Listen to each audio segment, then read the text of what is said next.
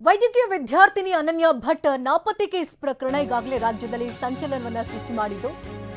ಅನನ್ಯ ಭಟ್ ನಾಪತ್ತೆ ಕೇಸ್ ಪ್ರಕರಣವನ್ನ ಎಸ್ಐಟಿಗೆ ಹಸ್ತಾಂತರ ಮಾಡಲಾಗಿದೆ. ಇಂದು ಸುಜಾತಾ ಭಟ್ಗೆ ಎಸ್ಐಟಿ ನೋಟಿಸ್ ಕೊಡುವಂತಹ ಸಾಧ್ಯತೆ ದಟ್ಟವಾಗಿದೆ. ವಿಚಾರಣೆಗೆ ಹಾಜರಾಗುವಂತೆ ದೂರುದಾರೆ ಸುಜಾತಾ ಭಟ್ಗೆ ಇವತ್ತು ಎಸ್ಐಟಿ ಟೀಮ್ ನೋಟಿಸ್ ಕೊಡ್ತಾ ಇದೆ.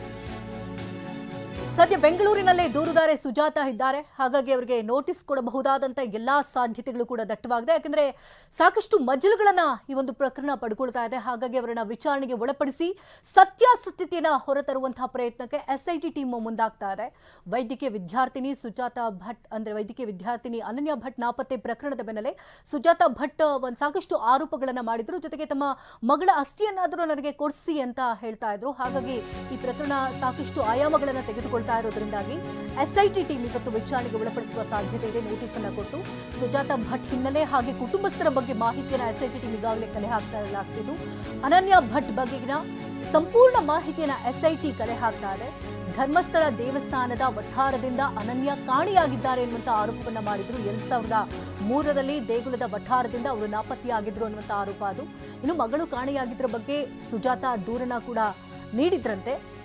ಜುಲೈ 15ಕ್ಕೆ ಧರ್ಮಸ್ಥಳ ಠಾಣೆಗೆ ದೂರನ್ನ ಕೊಟ್ಟಿದ್ರು ಸುಜಾತಾ. ದೂರನ್ನ ಎಸ್ಐಟಿಗೆ ಹಸ್ತಾಂತರಿಸಿ ಡಿಜಿ ಮತ್ತು ಐಜಿಪಿ ಈಗ ಆದೇಶಿಸಿದ್ದಾರೆ. ಈ ಕೇಸನ್ನ ಎಸ್ಐಟಿ ಟೀಮ್ ನಿರ್ವಹಿಸಬೇಕು ಅಂತ. ಹಾಗಾಗಿ ಎಸ್ಐಟಿ ಟೀಮ್ ಕೂಡ ಈಗ ಕಾರ್ಯಪ್ರವೃತ್ತರಾಗಿ ಸಂಪೂರ್ಣ ಮಾಹಿತಿಯನ್ನ ಕಲೆ ಹಾಕಲಾಗ್ತಾ ಇದೆ.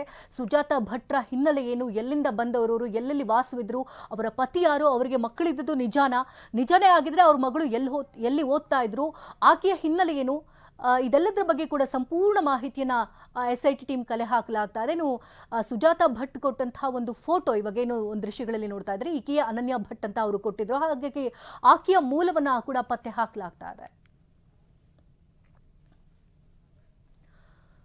ಇನ್ನು ಧರ್ಮಸ್ಥಳದಲ್ಲಿ ಇಂದು ಎಸ್ಐಟಿ ಟೀಮ್ ತನಿಖೆಯನ್ನ ಮುಂದುವರಿಸಲಿದೆ. ಮಂಗಳೂರಿನಲ್ಲಿಯೇ ಮೊಕ್ಕಾಂ ಹೂಡಿದೆ ಈಗಾಗಲೇ ಪ್ರಣವ್ ಮೊಹಂತಿಯವರ ಟೀಮ್. ಬೆಳ್ತಂಗಡಿ ಠಾಣೆಯಲ್ಲಿ ಎಸ್ಐಟಿ ಅಧಿಕಾರಿಗಳ ಜೊತೆ ಚರ್ಚೆ ನಡೆಸುವಂತಹ ಎಲ್ಲಾ ಸಾಧ್ಯತೆಗಳು ದಟ್ಟವಾಗಿದೆ.